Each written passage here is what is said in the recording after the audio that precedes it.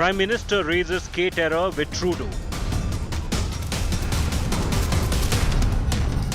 Canada's shocking anti-India policy revealed. Canada regularly denies visas to members of our security forces who have served in Jammu and Kashmir. Army men denied visa. Explosive revelation on India First. Canadian Prime Minister Justin Trudeau is stuck in Delhi and likely for another night because his official aircraft is unserviceable. So he and his entire delegation are stranded. But even as India hosts Justin Trudeau in Delhi for the G20 and beyond, Canada is busy green signalling what it loves best: the Khalistanis. The Khalistani terrorists are getting a free run, even as Canada's Prime Minister is our guest here in India. The government has given its nod to yet another Khalistani protest in British Columbia, that's in Vancouver. Khalistani terror group Seek for Justice arranged the referendum at a Gurudwara in Surrey.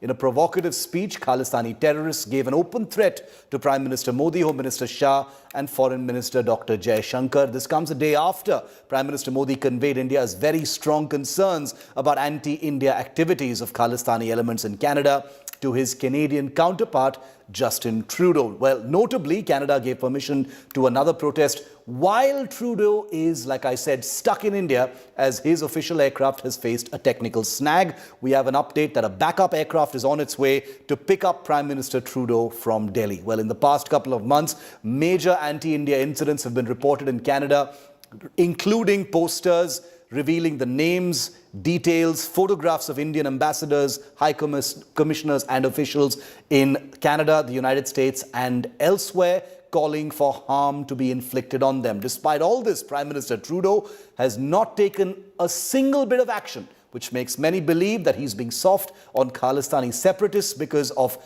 local domestic compulsions. But Prime Minister Justin Trudeau's helpless sympathy and refusal to take action against Khalistani terrorists in Canada is only one part of the story. And it is on India today that another part of Canada's anti-India policy now stands fully revealed, and it has gone viral on social media. It's become a huge talking point. It all began with this comment by former IFS officer Ambassador Vivek Karchu during our G20 coverage. Listen very carefully. Canada regularly denies visas to members of our security forces who have served in Jammu and Kashmir. Right. Canada has also denied visas to members of our services about which we do not talk about and I don't wish to talk about, including very senior people who have served in these services. Canada, while asking for visa applications, demands that these security personnel should inform the Canadians of the places where they have served. Yes. That is very often confidential. Now, I do not know if the government of India has ever objected to it or it has taken it up. It goes back to the time when I was secretary in the ministry and in charge of the management of relations with Canada. I remember then, and I think this is important for your viewers to know, yes, very important, that they had done so with a member of the Border Security Force. And I had called the Canadian High Commissioner in and I had said, this is unacceptable. And then I retired soon thereafter. So it's been 12 years since my retirement, and right. I think 13 years since this particular incident. I personally feel that the time has come when the government of India should send out an advisory to all security personnel, including retired personnel, that they will not respond to such information being sought by the Canadians with regard to visa applications. This is an incredibly unknown and yet a truly, truly shocking and upsetting aspect of India-Canada relations. And viewer, I have to tell you right off the bat that this is not something that has happened now. It's been going on for years together, possibly even decades. After India Today played out what Ambassador Karchu had said during our G20 coverage, I've been flooded with messages from veteran military personnel who've said, "Thank you, India Today, for highlighting this issue. This has been festering for a long time and nobody has read the Riot Act to Canada." Well, that's what we're doing now and the government is watching. Joining me live now, Gaurav Sawant, our managing editor who helped me put this story out. Also with us live, we're privileged to have 3 veterans of the Indian military who have personally faced these questions and visa denial at the hands of the Canadian government. These are people who have put their lives on the line for India and India's sovereignty, and they were asked questions about where they served, when they were in service, where they were positioned, where they were appointed, and on the basis of that, they were denied visas. Joining me live, Colonel Alankar Bharadwaj, Colonel Rajendra Kochar, and Air Commodore Kedar Thakkar. I want to go across first to Colonel Bharadwaj. Colonel, welcome. This is, this entire Canadian policy, most people didn't know about it. I have covered defense for years together, and I also was shocked because I was not aware of it either.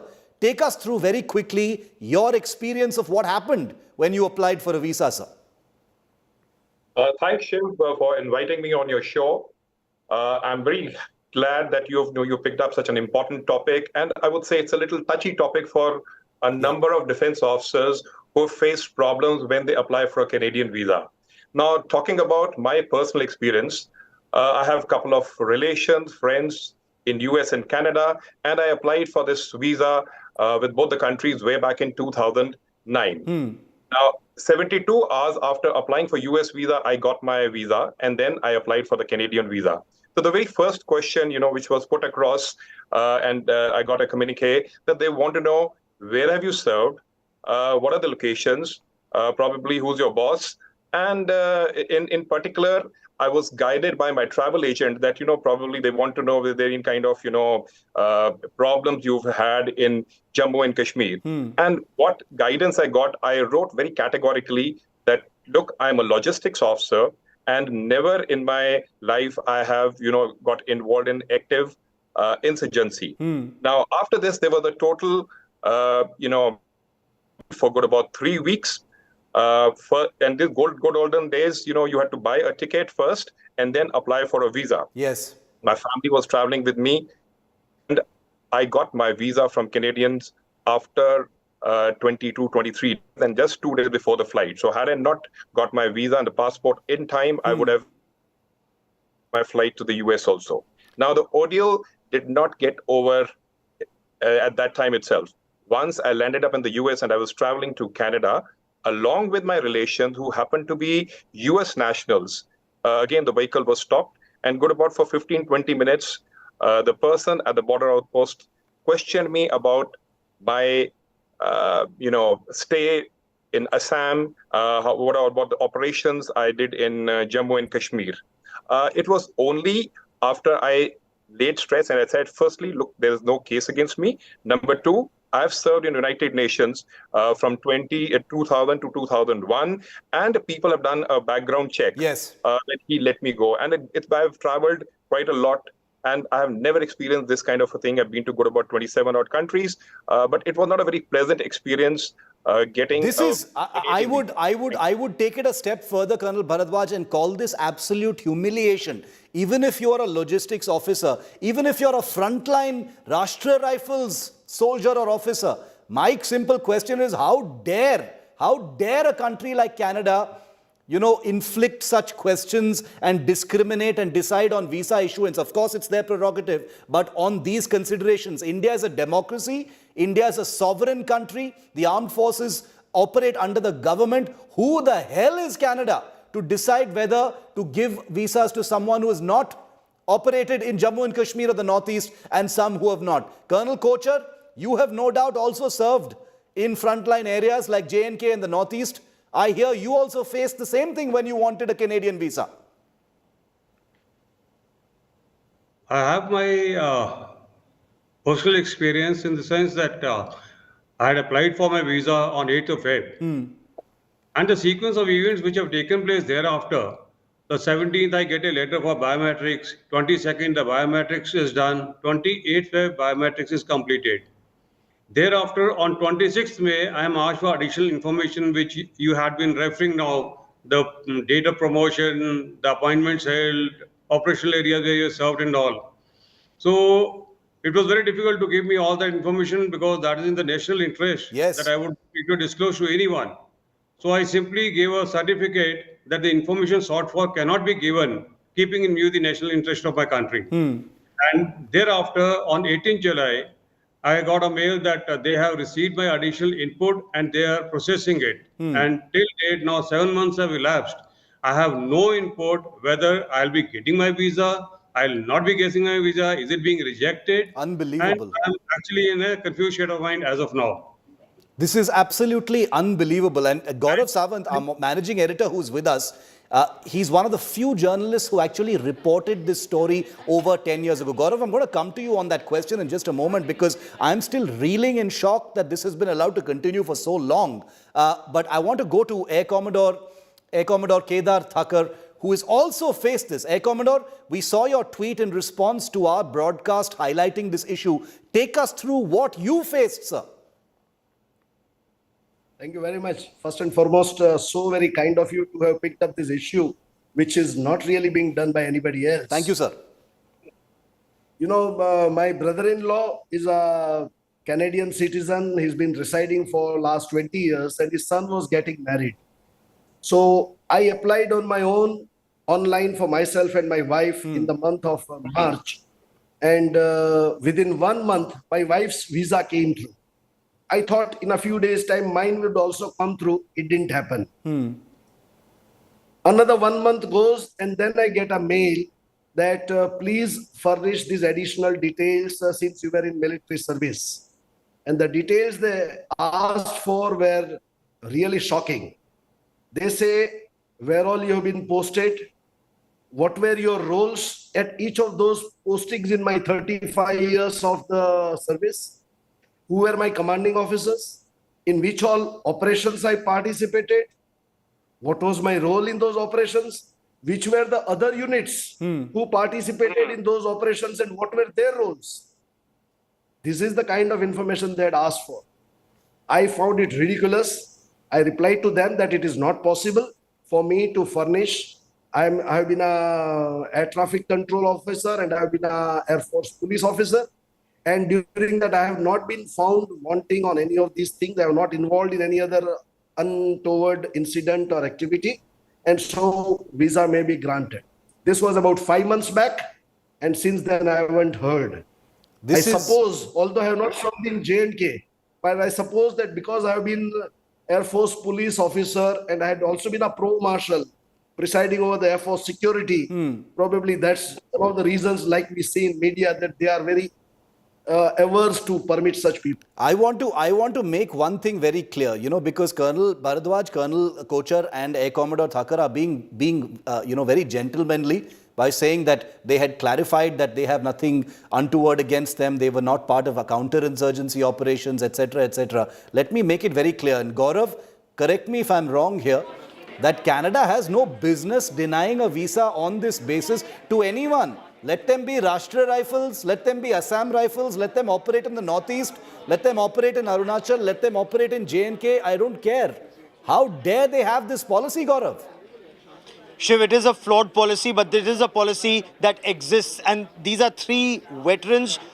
There are several serving officers. There are several retired officers whose cases are still pending. Of course, visa is a sovereign right. It is Canada's right whether they want to give visa to a country, to a citizen of any country, or they want to deny it. And they use this as pressure tactics against India. Ambassador Vivek Kajju had raised it when he was a secretary in the Ministry of External Affairs. In fact, the Canadian envoy was summoned and given a dressing down but then, there isn't much leverage that a country has given this situation. So much so that Canada wants to know details the moment a veteran applies for a visa. They want to know the name of his commanding officer, the telephone number of his commanding officer, the years of posting in Jammu and Kashmir and Northeast, and operations participated in and activities done. They want to pin India down on alleged human rights cases, and India said there is no way. In fact, the Ministry of Defence and the Forces Headquarters, they've issued directives that no such details are to be furnished by any officer. But then it depends on a veteran whether he wants a visa or not, and then it becomes an individual case. There are cases pending even today when such information is sought. But then it's Canada's sovereign right. Point one. Point two, Canada's attitude and double standards, Shiv. Yes. The manner in which they talk about human rights here, and the way Justin Trudeau's government cracked down on truckers, the world saw that, and the way their inaction against the Khalistani extremists and supporters, it just reeks of double standards. But then that's the way the dispensation in Canada is, Shiv. This is, these are double standards of a most shocking variety. Are we to understand, Colonel Bharadwaj, then, that it's a hit and miss kind of thing? As someone who is a soldier or an officer of the Indian Armed Forces, among the most professional in the world, among the armed forces with the greatest degree of oversight in the world, operating in UN peacekeeping missions all across the world in the most dangerous zones, for such officers, it is a hit and miss to enter a place like Canada? Absolutely. There is no laid down timelines. This is very, very important. If you want to deny it, that you spell it out that within, a certain number of days, you're going to say no, or you're going to say yes, or seek additional information. But I would also like to speak on behalf of some of the serving officers, probably Yes. who are not on the... Just imagine an officer who applies for a leave, and you know that the leave in a unit is not that one gets up and gets a leave. It's a whole setup in which the leave is worked out for all officers. Yes. If he doesn't get his visa on time, see the complete administrative fabric of a subunit where the officer can't go on leave, and when he gets his visa, he asks for leave. That time it's not possible. So it's going to affect to absolutely in depth the armed forces people who are serving now. Retired officers, yes, one can wait for a longer time, but there have been cases where people have had problems. And, some old person is there staying with a son or a daughter out there. They've called for that. That's a last wish, and the person is not able to get visa. He can't go and see an old ailing parent because Yes. the visa is not granted, and the old man passes off. So this is something which is very, very sad. What's happening, especially with the defense officers by the Canadian authorities. Yes. They should be a little more considerate. Commodore Thakur, as you heard Gaurav said, this has been going on for a long time, well over 12, 15 years. When previous governments were there, this issue has been taken up. Angry letters have been written to the Canadian government. BSF officers, also paramilitary, not just armed forces, but also paramilitary at BSF and Central Reserve Police Force officers have also been denied similar visas. So it's obviously a policy decision that Canada has taken. Is there any leverage you believe that can be used should the government take it up in a bigger way? Because if it's been going on for so long, it looks like अरे ऐसे ही है कुछ नहीं कर सकते हम. No, sir. It's not so. It is not so. We are in a much better and much powerful position now than Yes. what we were about 15 years back. The world listens to us. There is no better example than the G20, which has just concluded. And we all have seen how the Prime Minister of Canada was on the sidelines during the complete event. So India certainly has a position, and I think the Prime Minister has made it abundantly clear. There is no doubt in my mind that it is the Khalistan influence and the dependence on the support from that party which is forcing the present government to behave and to treat like this. It started 15 years back. I also done some research. A large number of such cases have been happening. They are on the rise. If we don't stop them now, they will continue like this. Gaurav, very important point raised by the Air Commodore. He says, this is linked to the domestic compulsions. It is because of Khalistanis that this policy has actually been allowed to fructify in this manner. For appeasement of Khalistanis, such questions are asked of the Indian armed forces. My question, Gaurav, also is, A, is that what you hear as well? And B, if the Indian government has now read the Riot Act to Trudeau on the issue of Khalistan, do you feel that this issue should also be revived now that India has changed? Shiva, diplomats are very polite. Our diplomats are also very firm. And in their own way, they've read out the Riot Act to Canada. But again, it becomes a question of leverage. Yeah. What is that leverage that India has? In the past, when a serving senior officer of one of the Central Armed Police Forces was denied a visa or the visa was delayed, India had taken it up very strongly. And to send across a message, certain imports were reduced. They were curtailed from Canada. But that is very subtle diplomatic messaging. You'd recall when one of our diplomats was ill-treated in the United States of America, certain privileges that were extended to US diplomats, they were curtailed for some time until things came back on an even keel. So in their own way, action is taken, but our leverage to an extent is restricted. India has, to a very large extent, sidelined Justin Trudeau, but then the effort is always to improve relationship and coax and cajole them to ensure that they set this anomaly right. It's more persuasion than anything else at this stage until we gain greater leverage, Shiv. Well, given the successes of India at the G20, I think India should not let such things just lie. I agree with what the Air Commodore said. India has changed. It's a new country that is perceived in a very, very different way, as Gaurav, who was on the sidelines of the G20, getting that ringside view, reported for us over the entire weekend. So I want to assure Colonel Bharadwaj, Colonel Kochar, Air Commodore Thakur that this is an issue we will be taking very seriously. It's been going on for a long time, but we will not only highlight it, but we will try and force some kind of solutions. This is unacceptable to me, unacceptable to India today, and unacceptable to India. Thank you very much, gentlemen. Thank you, Gaurav, for joining me on this show. This is a story that we take very seriously, and we will continue to highlight it on India Today and on India First. Thanks for watching.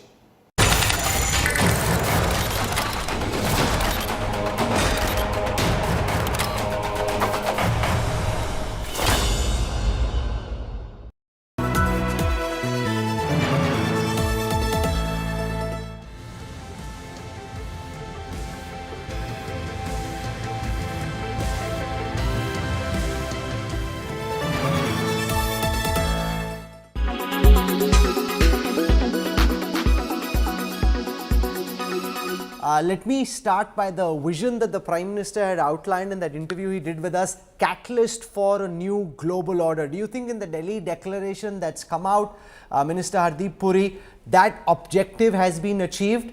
This declaration signaling India's coming of age in the global arena? It's not just a question of, what the Prime Minister, I think the Prime Minister was being modest when he said that. What the Prime Minister has succeeded in achieving, or rather the G20 Indian presidency has achieved, it has achieved a document called the New Delhi Declaration through a human-centric approach to development post-COVID and the initiation or the start of a new world order, with a new India being at the center of that. So I endorse what was the content of your question, what the Honorable Prime Minister said, but I think when the Prime Minister spoke to you then, it was still work in progress. Today, you see evidence of that in the New Delhi Declaration.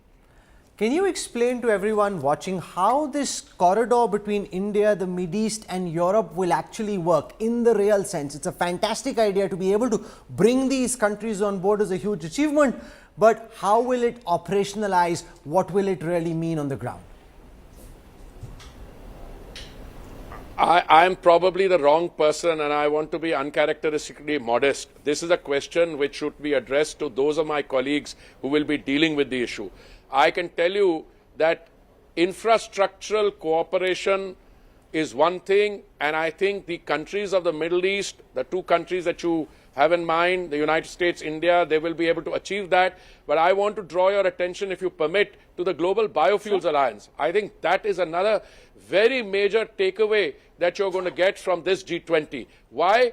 Because biofuels in the years to come will acquire an increasing importance, not only because of the value of global biofuels in the global economy. The IEA says it's worth about $92 billion today. It's going in the direction of $192 billion by the time the 2030 agenda comes. All this will be possible only because for the first time in the history of the biofuels, you have an international arrangement which brings together consumers, producers, other stakeholders, those who do research on it. I mean, you take all the other takeaways from that, plus your corridor, which is going to go through that. I don't want to comment whether that corridor is an answer to some other, some initiative by some others. But, the G20 and the people who are talking about these corridors are anchoring them in realistic, doable, small parts. And that is what it is about. But as I said, I'm probably the wrong minister to be having this conversation with. Joining me right now is senior journalist from CGTN, Joe Jacham. Joe, my first question to you is, of course, welcome to New Delhi for the G20 summit. There's been a lot of talk about China on the sidelines of the G20 actually taking place before it did. A lot of questions as to whether China is on board with certain concerns. These days people are talking about Ukraine crisis. Actually, I think it's been hijacked. And this is actually in a context of ideological confrontation. So we know that the Ukraine crisis has been caught China in between, and actually China has been put in a camp with Russia just because the two countries are neighboring countries and they have this strategic comprehensive partnership. So that does not necessarily mean that China is supporting the conflict, and China has been very clear and stressed a lot of time that China wanted to bring the two sides to the peace talks, and China respect the UN-centered system, which is actually emphasizing the territorial integrity and sovereignty, which China will take care of its own Taiwan questions on the same page. So aside from that, I think we don't need to put the tensions, put the conflict on the agenda. That's also the things that the G7 countries actually wanted to have Modi to make agreement on this. So I don't think Modi is wanting to see that his success on this one, or India's presidency on many issues or pressing challenges facing humanity could be hijacked just on the Ukraine crisis. So I think that's the point that I want to make. Okay, so the Chinese sense, if I understand this correctly, is that the Ukraine-Russia conflict shouldn't, in a sense, hijack, the substance of the joint communique. Yes, I don't think so, because I don't think Modi wants to do that. But, given the pressure now, I think G7 countries are trying to make sure that any kind of international multilateral institutions could just make this as the priority. But we have the security issues. We have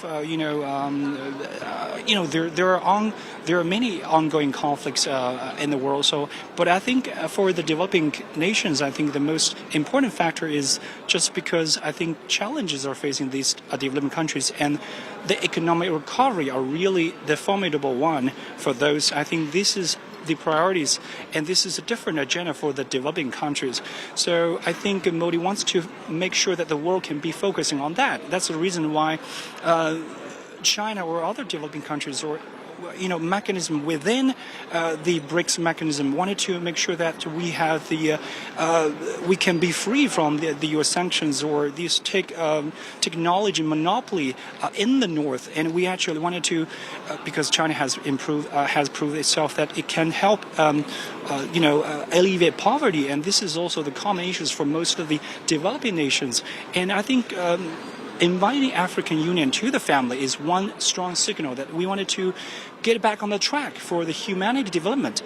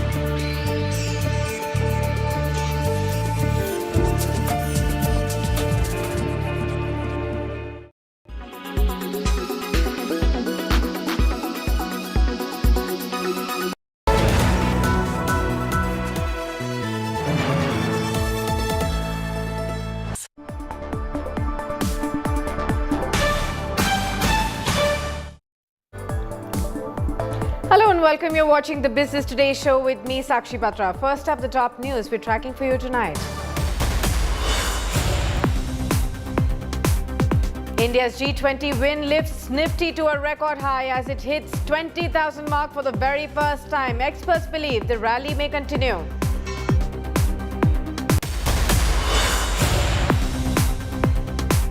Equity inflows hit a 5-month high, rising to 20,245 crore rupees in August. SIPs have again hit a record high of 15,813 crore rupees.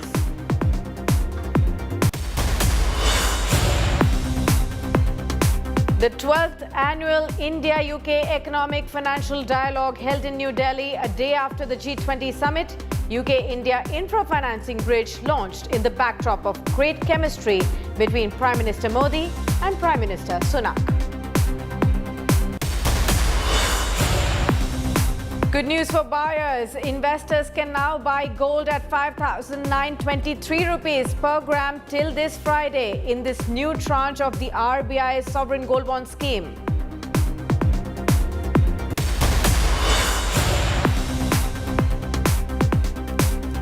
Car sales remain in the fast lane. August sees highest ever sales of passenger vehicles of over 3,59,000 units, a near 10% surge.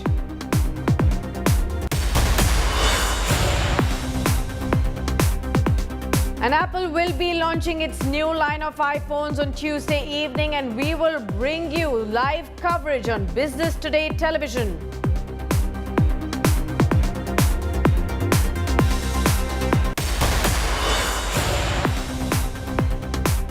Also, Adani Group market cap surged to a 7-month high, adding a whopping 47,050 odd crore rupees in today's session, to surging to 11 lakh crore rupees now.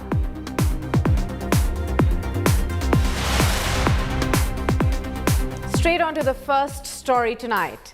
Geeta Gopinath, the first Deputy Managing Director of the International Monetary Fund, in an exclusive conversation with Rahul Kanwal, News Director at India Today, says that India will become the world's third largest economy by 2028 financial year and expects India to contribute 15% of the global growth in the current financial year. Listen in to this excerpt.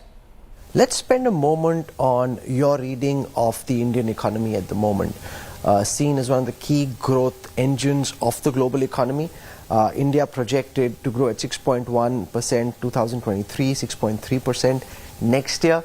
But concerns also being raised about private investment, and private investment not kickstarting in quite the way the government would have liked. So do you want to share your reading of how you think the economy is doing at this moment? Now, India is and continues to be an engine of global growth. So we have, for this fiscal year, we expect growth to be over 6%. And two factors that are driving it are public investment, which has been quite strong, and resilient consumption spending. So I think those are the two important factors. I mean, our estimate is that for this year, for 2023, India's growth would explain about 15% of global growth, right? So that is a substantial chunk of global growth that's being driven by India at this point. But to get to much higher levels of per capita income and to get to continued high levels of growth, you need structural reforms, and that's going to be very important. And there are multiple fronts on which these reforms will be needed. Those will be needed also to attract private investment. You know, a lot has been put in place in terms of improving the ease of doing business, but there is still a lot more that needs to be done. India and the United States also announced a critical alliance which is aimed at propelling 6G technology into the spotlight. This marks a milestone in the journey towards the next generation wireless networks for high-speed internet. And here's a slice of what TCS COO NG Subramaniam, the chairman of the Bharat 6G Alliance, had to say to Business Today Television's managing editor Siddhant Sarabi. Explain to our viewers, sir, what is the significance of this? Because several people would say, abhi to 5G ho hi raha hai. Why are we now talking about 6G at this stage? Because, increasingly telecommunication is going to become horizontal, on which every single vertical, whether it is banking, financial services, manufacturing, healthcare, every single vertical is going to be relying a lot more on the telecom as a backbone on which innovation, growth, efficiency, all the three pillars will actually take place. So in that context, I think, lot more innovation in the way in which the 6G technology will work is going to happen. Connectivity is going to be significantly improving. Coverage will be significantly improving. But beyond connectivity and coverage, which promises something like in 6G will be 10 times at least faster than 5G, the experience is going to be the key. And adding to that trusted and connectivity, coverage, and experience, there is going to be an element of sustainability, which is also going to be extremely crucial. In that sense, that look, the 6G networks will be a lot more intelligent, all enabled and defined by software more than the hardware. Until now, the technology is a lot more enabled by the hardware, while there is an element of software which is there. But increasingly, the network, the radios, everything is going to be more and more configurable and defined by software, which is India's strength. The software is also going to be augmented with a lot of artificial intelligence, machine learning, deep learning, and algorithms that will make the network itself will be, highly intelligent, while the network will continue to be heterogeneous, will need to be interoperating, and it will become a lot more self-healing, always on, and with embedded processing capability on the edge. Right? In this context, the difficulties involved in standards definition need not be overemphasized.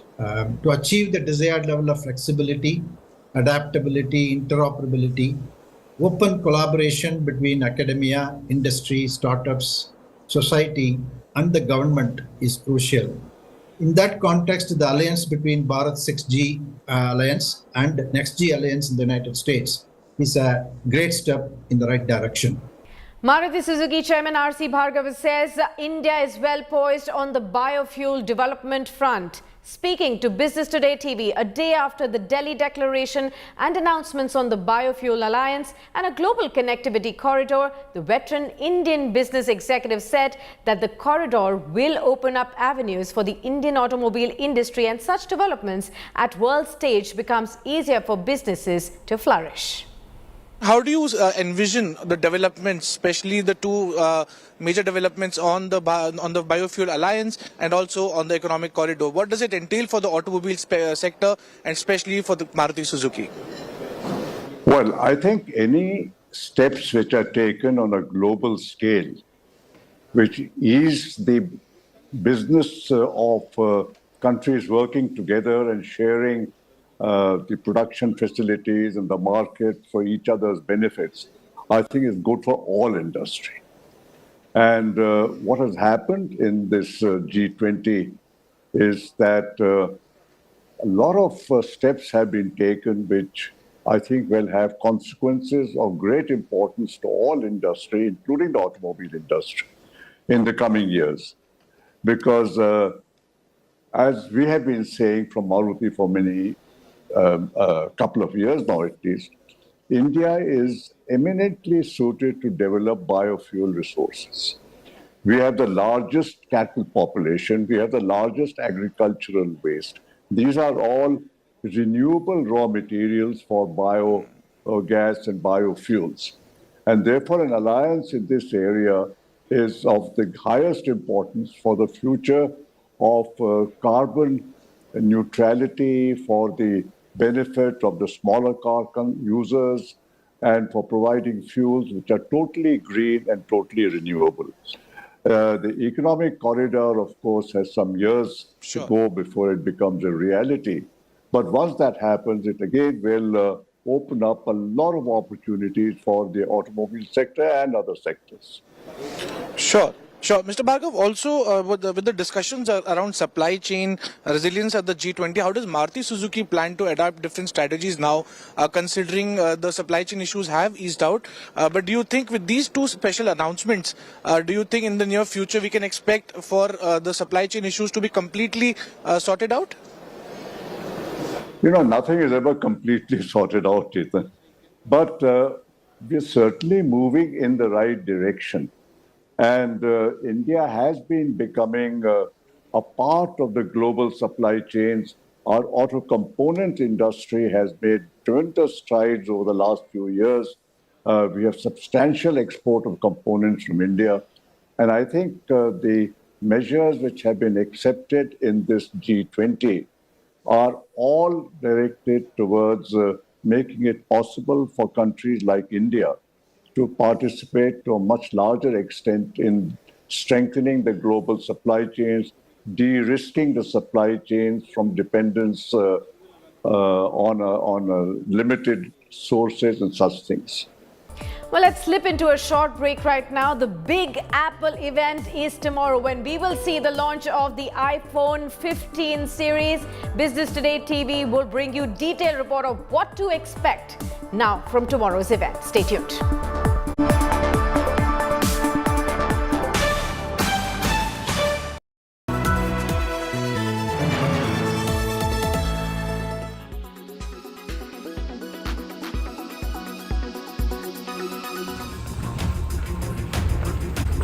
The former Andhra Pradesh Chief Minister has been sent to 14-day judicial custody by an anti-corruption bureau court on Sunday evening.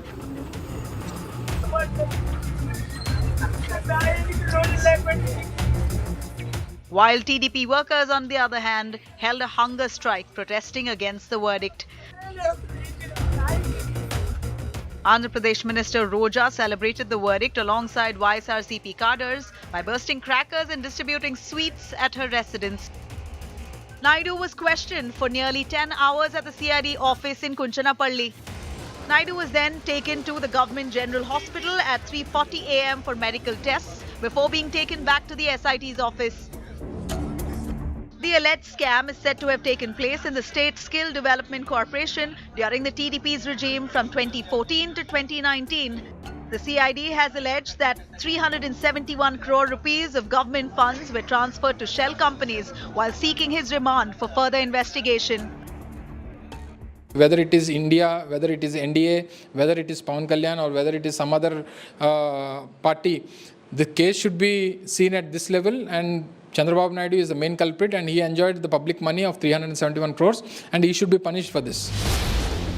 Naidu's lawyers argue that Naidu is falsely implicated in the case for political gains. They claim that the alleged offences against Naidu related to policy decision was approved by the state cabinet and they couldn't question the government's decisions.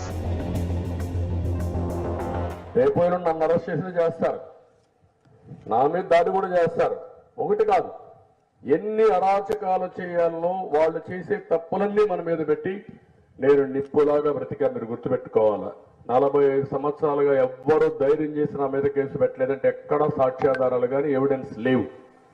26 ఎంక్వైరీలు వేశాడు రాజశేఖర్. ఏం చేశాడు? ఏం చేయలేకపోయాడు. Meanwhile, Jansena Party President Pawan Kalyan was taken into preventive custody on Saturday for protesting against Naidu's arrest. Pawan Kalyan initially claimed that he was headed towards his party office, but he was dramatically stopped by the Andhra Pradesh police while he was making his way to Vijayawada. His flight wasn't allowed to take off. He then took by road, and while he was on his way, the police stopped him. Eventually, Pawan Kalyan tried to walk on foot before he was detained. Their intention is purely not to let any opposition parties to survive and to scare them, to scare the cadre. So we are looking as a part of that. So there is no need to stop me, no need to deny permission for my flight to take off, and there is no need for it. Naidu's arrest ahead of the assembly polls next year has raised questions about the timing of this crackdown. Bureau Report, India Today.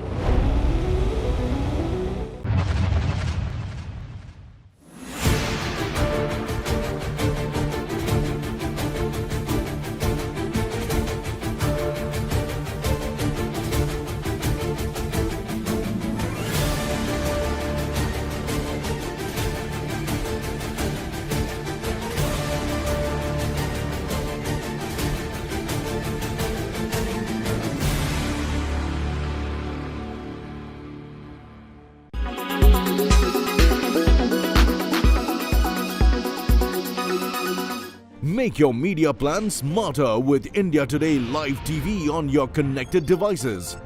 Amplify your brand with 100 million smart internet viewers. To advertise, mail us at sales@aajtak.com.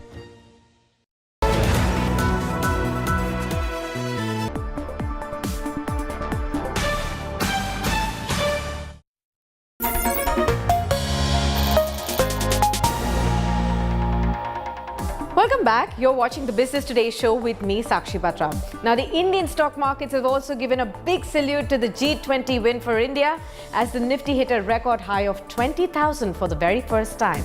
Remember, it took 52 sessions for the Nifty to go from 19,000 to 20,000 today. The Sensex and the Nifty have ended in the green for the sixth consecutive session, the longest gaining streak in the last 2 months, led by Reliance Industries, L&T and HDFC Bank. The BSE Sensex ended higher by 528 points at 67,127 points, while the Nifty gained 176 points to close the day at 19,996 after achieving that historic 20,000 mark. The top stocks on the Nifty index were Adani Ports, Adani Enterprises, Axis Bank, Apollo Hospitals and Power Grid, while the top losing stocks were Coal India, Bajaj Finance, ONGC and L&T.